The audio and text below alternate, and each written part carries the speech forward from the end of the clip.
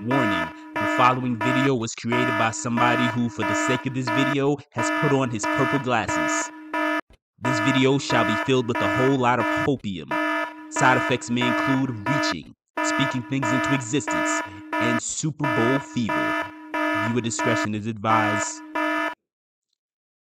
Ravens flock, if there was a meter that could measure the confidence Ravens fans have in the Ravens right now after this beatdown, it would absolutely be through the roof. Like, it would break the meter. Like, Ravens stock is sky high right now, and everybody is on cloud nine within the fan base. Just a week ago, a week and a half, whatever, a week and a half ago, on Christmas, the Ravens flew to the Bay Area and put the second most potent and hyped up offense in the league. They put them in a pack. And the very next week, on a short week,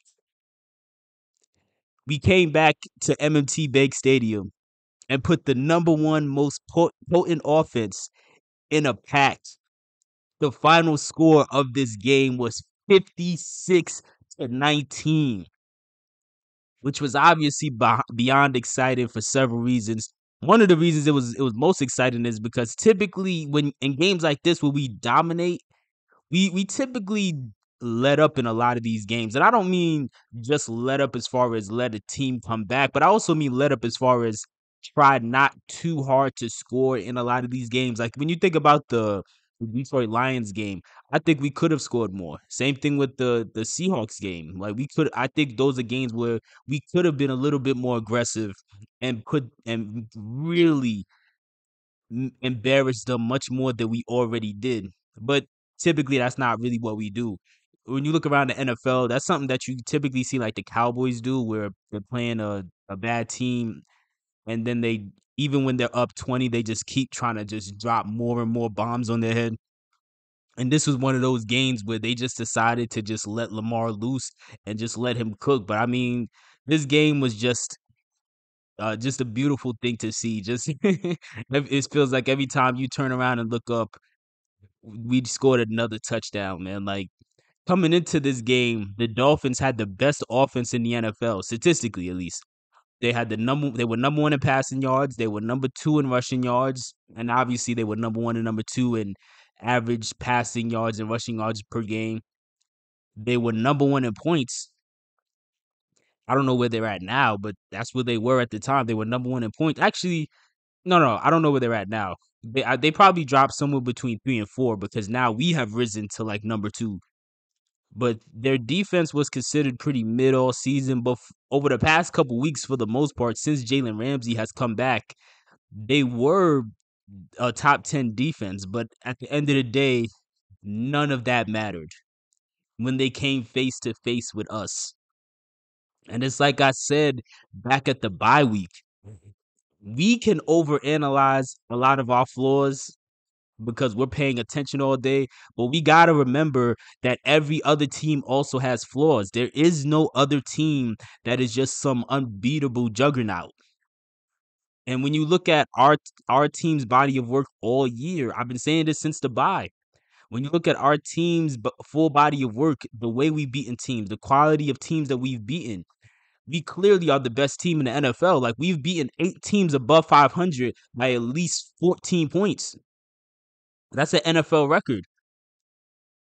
Like we're top 3 in NFL history in the number of minutes that we've spent in all our games combined leading.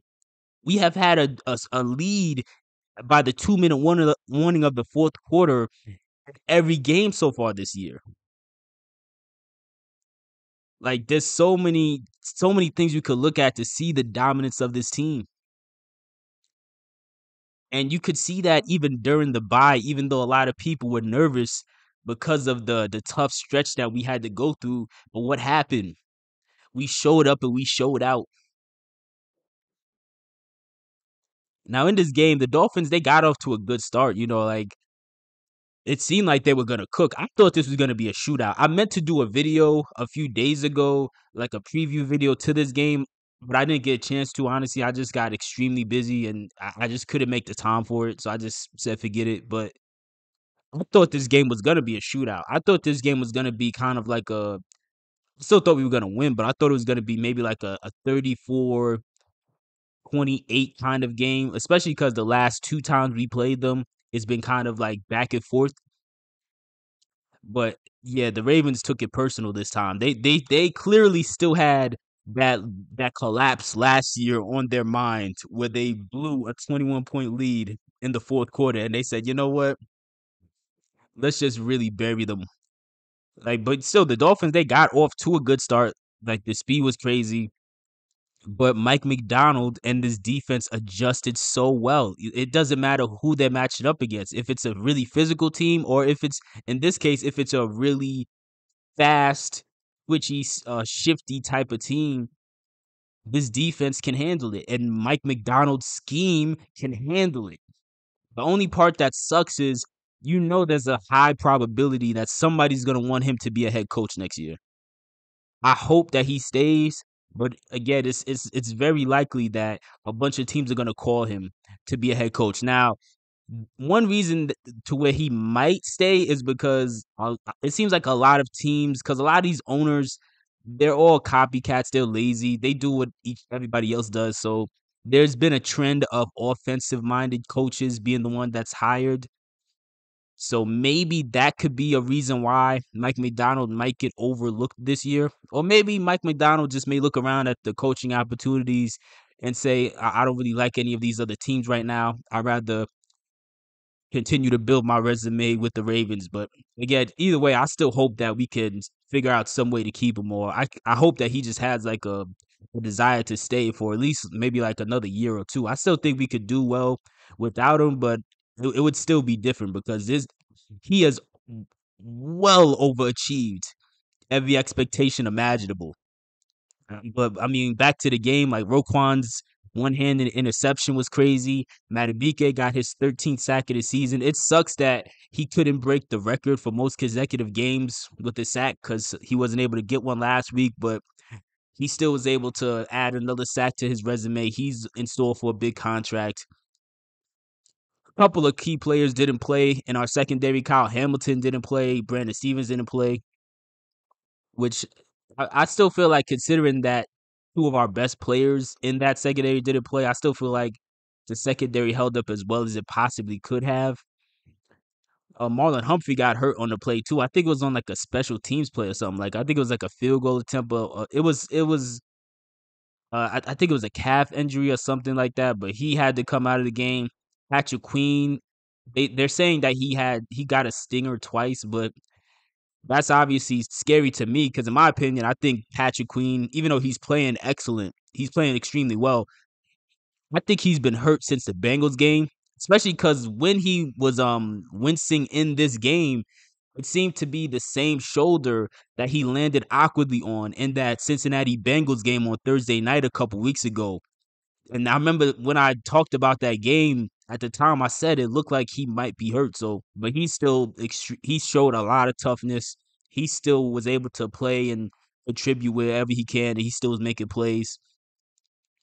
But yeah, the defense was pretty solid in this game. Not their best game, but still an excellent game from them, as we expect them to, as we expect them to provide. But as far as like the offense, I mean, we gotta acknowledge the man of the hour, the man, the myth, the legend, the future two-time MVP, Mr. Lamar Action Quarterbacky Jackson. I know y'all saw that clip with that moron. I don't even know old girl name, but that moron was saying that he wasn't quarterbacky enough. Like, you're seeing all these people talking about stats this and stats that. The reaching is out of control. Now, mind you, I've said several times that prior to this game, at least, I said several times that I felt like the main MVP candidates this year should have been Tyreek Hill, McCaffrey, Daniil Hunter, and Myles Garrett. But at the same time, I also said, hey, if you're going to give it to a quarterback, without a shadow of a doubt, Lamar should be that quarterback. Now, mind you, after this game, that's what I said before this game. After this game, I don't care. Regardless of quarterback or non-quarterback, I fully believe that Lamar Jackson has completely sealed the like that MVP trophy is in the bag. It's signed, sealed, it's delivered. It's a guarantee at this point. I would be shocked if they didn't give it to him. It would take the only player who has the slightest shot at swooping in and sealing it would be Tyreek Hill. That's it. If Tyreek, because even though unfortunately Tyreek Hill, it looks like he's not gonna get 2,000 yards, which I kind of felt bad for him because I am a fan of Tyreek Hill's game, and I do want to see him get that 2,000 yards because I just want to see the history be made. At the same time, they have a big game next week against Buffalo. There's still a chance that he might go off for like 300 yards in that game or something crazy. And if he did, that's the only scenario, like the outside chance. It's like a long shot. That's the only scenario where I could see any player at this point taking over the MVP conversation from Lamar. Because at this point, it's signed. It's over. It's signed, sealed, and delivered. It's a wrap. Like I don't even want to go on and on about it. I feel like I got to do a second video just talking about why it's clear that he should still be MVP this year. I mean, again, Lamar had one of his best games ever. I don't think it's his personally. I don't think it's his best game, honestly. When I think about the 2021 game against the Colts, in my opinion, that was one of his best. The Detroit Lions game earlier this year, I would say, was one of his best. Like, there's a lot of other games that I personally feel like are better, but if somebody says they think this is the best he's ever looked, I wouldn't argue with them. This is his third game with a perfect passer rating, which ties him with Tom Brady, Peyton Manning, and a bunch of other Hall of Famers. He's tied with them for most games with a perfect passer rating in NFL history. Lamar Jackson has only played 6 years, and he is tied for the most games with a perfect passer rating. Let that sink in. Let that breathe for a second.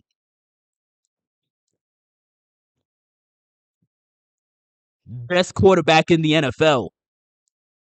It's not even close. All we need now is to just bring home that trophy in February, and it's solidified. Y'all want to know a fun fact about Patrick Mahomes? Patrick Mahomes has never had a perfect passer rating in any game in his career.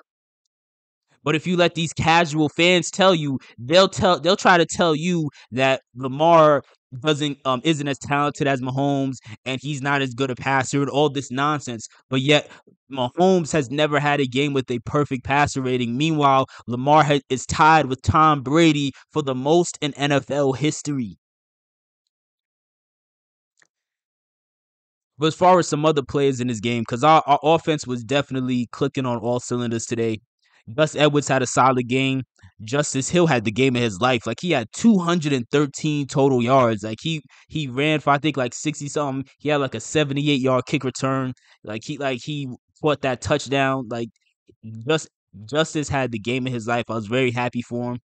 I'm very happy to see that they're finally starting to let Gus cook and even to give Justice Hill more of an opportunity to show what they got. Like I was scared earlier in the year for Justice because of the fact that he kept fumbling with Lamar during their exchanges, but he seemed to be much more focused on making the most out of his opportunities that he's getting. That Gus Edwards fumble, I think, is a little shaky, but I mean that's neither here nor there. Rashod Bateman had a solid game. Like that first catch, that 42-yard catch, in my opinion, that should have counted. Even when I watched the replay, I still think that play should have counted. Like me personally. Like he does seem to bobble it a bit, but at the same time, from that angle, it still appeared as if he still had control of it, even though it was bobbling. And I'm saying that just because the ball, even though it was bobbling, from the way it looked to me, it still looked like it was underneath his hands. But I don't know, man. So it is what it is. OBJ had one of the best catches of the year. I would say probably a top 10 catch of the year. Like just on the sidelines, barely any space. Lamar dropped it, 30 yards down the field in the perfect spot. And Odell leaning backwards, draped by a defender, effortlessly keeps both feet in bounds, catches it, holds on to it, and actually doesn't bobble it. So that was his only catch for the game, but it was still an extremely impactful catch. Zay Flowers had a pretty solid game. He had like 3 catches for 100 yards. Mainly, the biggest play is just that 75-yard touchdown. With I don't know what happened to the Dolphins coverage in that moment, but they just kind of lost track of him. Isiah Likely was cooking. He got a touchdown. Pat Ricard even got a touchdown. We cooking when even Pat Ricard is getting in on the action. Like, it was one of those games, man. Like, that even towards the end of the game when they put in the backups, Tyler Huntley threw a touchdown pass. His only pass attempt was a touchdown pass to Charlie Kolar. So technically, Lamar and Tyler Huntley both had perfect passer ratings. I feel like, I don't know for sure, but I feel like that's probably the only time in history two quarterbacks came in the game and did that. But either way, man, this game was as perfect as you could have possibly wanted it to be. So let me know what your thoughts are in the comment section below. Let me know if there's anything you think we could have done better, or just let me know how much confidence you have in this team after how we've been performing since the bye week.